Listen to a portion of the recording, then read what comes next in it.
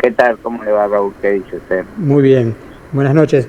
Era un poco la presentación que habíamos hecho porque sabemos cuál es la situación de las empresas, de las pymes, y en realidad nosotros tenemos una visión, pero eso no quita que usted como presidente de la FECEN, de la Federación de las Cámaras Empresarias Neuquinas, nos muestre otra visión que probablemente no estemos mirando. Sí, en realidad la diferencia de visión es fundamental, porque si no existiría el pensamiento único y la verdad absoluta, que bien sabemos que los que pretenden que exista eso en realidad son un poco enemigos del debate, del consenso, de la democracia en última instancia. Así que es absolutamente respetable la disidencia de opiniones. Y respecto al tema en sí, que motivó que yo le enviara un pequeño mensaje, la crítica era a la posición que exponía Raúl, de que se manifestaba una inmediata adaptación de las grandes compañías y en alguna medida un retraso, vivir en el pasado y estar acostumbrado a lo viejo y no innovar y demás del conjunto de compañías, digamos, regionales o pymes y demás, y que esto las exponía mayormente a una situación de crisis como esta, ¿no? Creo, no sé si me equivoco, me parece que ahí radicaba un poco la disidencia de opiniones, ¿no? Frente a esto, ¿cuáles son las razones que fundamentan mi pensamiento y el pensamiento de la institución? Primero, de que las grandes compañías no innovaron nada. Lo que ahora están comenzando a hacer algo de eso. ¿Qué es lo que hicieron? Directamente dijeron, te debo 100, pero te voy a pagar 40. ¿Por qué? Sí, porque la situación es así, en última instancia, porque quien tiene los contratos soy yo, y en última instancia, si le gusta bien y si no también. Esto fue exactamente así, lo conocen todos, lo hemos hecho público, no es que lo digo ahora. Es una situación de abuso de posición dominante, hasta violatorio de la ley de competencia, ¿no? Pero es así, funciona así en última instancia. Y por otro lado, además de esto, surgió la rescisión de los contratos, de muchos contratos, o sea, basadas en la fuerza mayor, no en una innovación, en la fuerza mayor. O sea, precisamente en acontecimientos presuntamente imprevistos históricos. Y por otro lado, el tema del diferimiento en el financiamiento, cosa que ocurrió en el resto de la cadena de valor, sobre todo las empresas de servicios especiales, que desde luego se sumaron a esto y a otras circunstancias, como por ejemplo no reconocer los valores en dólares cuando los insumos eran provistos en base a esa moneda por ser importados y demás, y producir transformaciones en el tipo de cambio que ya venían de antes también, ¿no? Artificialmente. O sea, en definitiva, las grandes empresas paralizaron la actividad, transfirieron el costo a las pymes regionales y hasta ahora que comienzan algunas, ya no me refiero a todas, ¿no? A modificar sus procedimientos y su estructura de funcionamiento y de costos, no hubo ningún tipo de innovación. Y las pymes no es que permanecieron en la historia, no tenían otra posibilidad que tratar de afrontar esa enorme situación negativa y no despedir gente, que fueron, digamos, los pocos sectores que en esta situación no despidieron gente. Y bueno, y así se llega a la crisis. O sea, el tema y el tema yendo ya a los mejoramientos antes de la crisis, y a la innovación y a la creatividad y a lo que hace a la figura del empresario, a la asunción de riesgo. En Argentina sabemos que un pozo de petróleo costaba el doble al principio en Shell, ¿no? Sí, sí. Que en los últimos tiempos. Eso se produce no solo por actuación de algunos equipamientos y know-how traídos por compañías extranjeras o el mismo IPF, sino también por la adaptación y la suma de las empresas locales y regionales con una larga trayectoria en know-how que evidentemente permitió adaptarse a esta situación y además sumó en gran medida que eso se lograra. Así que en realidad la disidencia era esta. Yo creo y estoy profundamente convencido de que hay muchísimas empresas y muchísimos empresarios locales que están plenamente, digamos, en una situación de innovación tecnológica. Hay muchísimos que exportan a varios países del mundo y partieron de talleres mecánicos o talleres de soldadura. Así que esta fue la diferencia esencial. Por suerte, ahora algunas de las compañías, digamos las operadoras y demás, están iniciando procesos que tienden a disminuir los costos, incrementar la competitividad internacional de nuestros productos y esperemos de que digamos las empresas regionales puedan recomponerse y acompañar este proceso, ¿no? Esto en esencia la posición. Sí. Edgardo, en realidad yo entiendo la visión. Obviamente lo que trato de buscar es una visión quizás más general y más global, porque veo que el mundo empieza a cambiar porque la pandemia cruzó prácticamente todas las actividades económicas y de hecho bajó la demanda a casi 18 millones de barriles día prácticamente hace 3 meses atrás. Entonces eso repercute en todos los países y obviamente en Argentina y en Vaca Muerta. Ahora, la posición en sí es las empresas, las pequeñas y medianas empresas que son locales, que en definitiva son, y yo lo he dicho en alguna columna, son las que en algún momento han terminado financiando a las grandes operadoras, por lo menos financiando desde el punto de vista de la caja chica, no de la gran estructura, pero sí de la caja chica, porque prorratean el pago 60 días y el empresario local muchas veces tiene que hacer frente en esos 60 días y pagar sueldos. Uno lo entiende. Lo que uno a veces está viendo a nivel regional es que las mismas cámaras o las mismas empresas locales están volviendo a solicitar una ayuda cuando quizás están buscando, habría que buscar, y esa es la visión, otra salida, como quizás lo ha definido el secretario general de Petroleros últimamente, que es buscar una UTE, agruparse, porque probablemente no todas puedan salvarse de esta crisis. Sí, respecto a eso yo le hago 2 comentarios. Realmente en la Cámara y en la Federación y en las empresas estamos trabajando hace más de 3 meses en esto. O sea, previendo algunas situaciones de migración de algunas compañías, desde luego todas las compañías que no eran locales pero nacionales emigraron, ¿sí? En gran forma. Quedaron nada más que con las locales con el personal en stand-by. Pero es uno de los temas que se analizó, inclusive se analizó con IPF. Dentro de la formación de la asociatividad y el esquema de cédulas que IPF está proponiendo y algunos otros, digamos, operadores.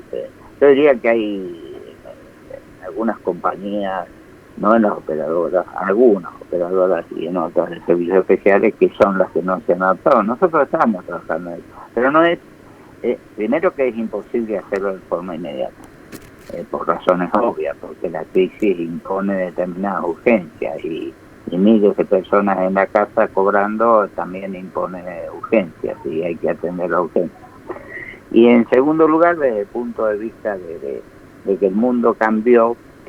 En algún momento por ahí sería oportunidad, no es el área temática del programa, pero yo personalmente estoy en la mesa ejecutiva de la Cámara Argentina de Comercio, y lo que estamos trabajando desde hace un tiempo ya es una propuesta de cambio absoluto en Argentina, porque Argentina lleva, y esto corre por mi cuenta, 70 u 80 años de decadencia. Cualquiera de los indicadores que usted tome se lo demuestra. Más allá, por eso digo, de partidos, de ideologías, de modelos o pseudo modelos, ¿verdad? Nosotros venimos para abajo hace 70 u 80 años. O sea que evidentemente acá hay que cambiar totalmente los paradigmas. Y esto nos va a llevar, yo no lo voy a alcanzar a ver, 10, 15, 20, 30 años. Pero hay que cambiarlo, porque así como venimos, cada vez vamos peor. Imagínense un país con no solo el tema de la pandemia, 50% de pobreza, 40% de marginalidad, inflación no menor al 40-45%, crisis del empleo formal, o sea, con un 30 y pico % de empleo informal, etcétera, etcétera, etcétera. Entonces, si eso es lo que hemos logrado, no hablo de los últimos 6 meses, 4 años, 12 años, sino que si uno lo analiza, empieza mucho antes, ya le digo, para nosotros 70, 80 años, y hay que proponer cambiar todo eso, pero cambiarlo de fondo. O sea, ese es nuestro pensamiento profundo, que atiende a toda la problemática. Y estoy hablando de dirigencia política, empresarial, sindical, problemas que atraviesan a la sociedad en su conjunto. Me basta que pensemos, ¿no? Pensemos un poco cómo actuamos. Así que comparto totalmente la necesidad de cambio que se está dando en este caso en nuestro país, porque así no podemos seguir más. No hay ni recursos ni posibilidades. Fíjese que el primer default argentino fue en el año 1822 con la Baring Brothers. Sí, correcto. Que tardó 100 años en ser resuelto. O sea, que tenemos que cambiar muchas cosas, ¿no? O sea, coincidimos totalmente. Muy interesante el análisis, ¿no? Y sí, daría para charlarlo también muchísimo más. Lo que quería remontarme a lo que pasó en las últimas semanas fue el impacto que tuvo esto de hablar de procesos preventivos de crisis. De hecho, fue título en todos los medios y quisiera saber cuál fue realmente en concreto, si ya se ha comenzado con algún proceso preventivo de crisis, concretamente en alguna medida, y cuál fue también el impacto que ustedes vieron a través de los comunicados que emitieron. Lógicamente que el impacto no es el mejor. Y respecto a su pregunta, si ya han empezado, pues creo que hoy había una reunión para analizar técnicamente varias empresas, no 5, 6 o 10, sino mucho más numerosas, que deben estar reunidos ahora, supongo, analizando el procedimiento preventivo de crisis. Porque uno, cuando se encuentra en una situación que tiene que afrontar erogaciones, digamos, realmente importantes, no tiene fondos, no tiene actividad, y es una causa de fuerza mayor, como ocurre en este caso, evidentemente lo previsible es el procedimiento preventivo de crisis, que permite salidas que no son tan dolorosas como el concurso o la quiebra, ¿sí? O el acuerdo preventivo extrajudicial, que son los otros mecanismos que Argentina tiene en materia de crisis de las empresas. Así que inclusive nosotros hemos presentado proyectos para aminorar los efectos negativos de toda esta crisis, ¿no? Porque si uno piensa, digamos, un procedimiento preventivo de crisis lo que pretende es preservar, digamos, la empresa, que no se destruya, y en lo posible los puestos de trabajo, distribuyendo de alguna manera las cargas que existen. Imagínense en la actividad económica, para ser absolutamente franco, en Argentina, desde que empezó la pandemia se han perdido 300.000 puestos de trabajo. Perdido, o sea, y destruido aproximadamente casi 40.000 empresas, destruidos. Que el proceso de reconversión o de reconstrucción es muchísimo más duro que una empresa que tiene problemas. Así que yo reconozco que esto puede haber tenido impacto de la misma manera que tuvo impacto cuando se mencionó que había 20 o 30.000 empresas cerradas, y la situación va a ser mucho peor en términos generales. Lo que nosotros tenemos dentro de nuestro ámbito, que es los hidrocarburos, algunas expectativas que pensamos que pueden mejorar la situación, ¿sí? Esas expectativas son un repunte del precio internacional, que resulta importante porque está planteado con un horizonte mucho más lejano que digamos el próximo mes. Por otro lado, estas situaciones que estamos visualizando y que compartimos plenamente, que es de generar disminución de costos para poder ser mucho más competitivos a nivel internacional. Por otro lado, el inicio o reinicio de algún nivel de actividad, porque la empresa líder en nuestra provincia, que es YPF, no puede seguir parada. Así que los elementos en general nos permiten tener una ligera esperanza, y estamos tratando de que la menor cantidad de empresas y de trabajadores queden afectados por eso. Así que en este aspecto somos, valga la redundancia, optimistas, pero no desconocemos que vamos a estar en una situación de crisis económica y social realmente nunca vista, ¿no? Edgardo, una pregunta que no puedo dejarla de hacer, porque ustedes en varios medios salieron a plantear el mensaje de posición dominante de las operadoras. Sí. Y es fuerte, porque en realidad en un nivel de comercio ustedes saben que uno compra y el otro vende, y no hay una dominación concreta. No me quiero poner en defensa de las operadoras, le aclaro. No. Sí, pero, o sea, la posición dominante, ¿a qué se refiere o a quién se refiere? Porque cuando uno pregunta a las operadoras, me dicen, yo no soy, o sea, porque agarramos el teléfono y llamamos, ¿no? Entonces, le dicen, che, están diciendo posición dominante. No, a nosotros no nos dice. Nadie se hace cargo de este saco. Estamos de acuerdo. Yo le voy a contar, no le voy a dar nombres por razones obvias. Entiendo que políticamente no lo va a dar. ¿Sí? No, porque no aporta nada, digamos. Eso aporta cuando uno va en firme y le dice, bueno, esta es la situación y paremos, ¿no? Yo le voy a contar una anécdota. Usted conoce perfectamente el funcionamiento de las tarjetas de crédito en Argentina, ¿no? Sí. Conoce también de que había una empresa propietaria de Visa que era Prisma Medios de Pago, ¿sí? Correcto. Sigue estando, ¿sí? Y que además hacía abuso de posición dominante.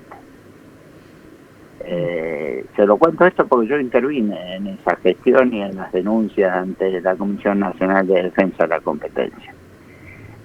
Porque no tenemos que olvidar lo que cobraban de interés, los intereses punitorios, los plazos alargados, tarjetas de débito que se cobran inmediatamente y sin embargo se le acreditan a los comercios a las 48, 72 horas, y le podría contar media hora el tema, porque lo conozco con profundidad, porque lo trabajamos junto con la gente de Mercado Libre. Ahí tiene un claro abuso de posición dominante. O sea, se imponen las condiciones porque se domina una determinada porción o la totalidad del mercado. Y eso está previsto en la Ley Nacional de Defensa de la Competencia. Bien, y ahí me da el pie para otra cosa. ¿Y ustedes que están en la Cámara no pueden cambiar esa posición dominante desde otro lugar? No es fácil. No es fácil, pero no es imposible. No, y por eso lo hemos empezado. O sea, yo recuerdo un funcionario de una empresa operadora importante, que en una reunión que tuvimos el año pasado, antes de cambiar el gobierno, que nos dijo, dentro de su exposición de la situación y todos los PDF y etcétera, de que, bueno, pero que ellos eran los clientes y ellos lo determinaban. Fue la primera vez que yo le dije que estaba abusando de una posición dominante. Se lo dije a un alto funcionario de una empresa muy importante. Y lo que nosotros estamos haciendo es lograr los equilibrios imprescindibles, sin dejar de reconocer la diferencia de importancia, la diferencia de responsabilidades, pero sí, nadie le puede decir a otra empresa, si no abusa de su posición, de que si te debo 100 te voy a pagar 40 porque se me ocurre, y porque los otros son costos que hundidos, como nos dijeron hace poco. Eso es un abuso claro de posición dominante, porque seguramente si usted en sus honorarios o relación en la radio, suponiendo que tenga relación de dependencia, tiene 100 y le van a decir cuando llega a fin de mes, no, pero vos vas a cobrar 50. ¿Por qué? Bueno, porque no tenés que gastar más de 50. Evidentemente es un abuso de posición dominante, que en el caso de la legislación laboral está protegido. Pero estamos avanzando mucho. Hemos logrado diálogos positivos y básicamente que se consolide la idea de que hay que sumar, hay que equilibrar las cosas, hay que destruir el tema de la habilita, de los filtros que existen por ahí, y sin tenerle miedo a la competencia, que es buena, es sana. Edgardo, podemos decir que más allá del cimbronazo que generó el preventivo de crisis, están avanzando y dialogando con las operadoras de igual a igual sin una posición dominante. Sí, estamos avanzando, estamos tratando de comprendernos, hay distintas clases de posiciones, esto como en toda la vida, y sí es importante, porque yo te recuerdo simplemente, la federación tiene un año y pico, está bien, antes habíamos trabajado, pero formalmente tiene un año.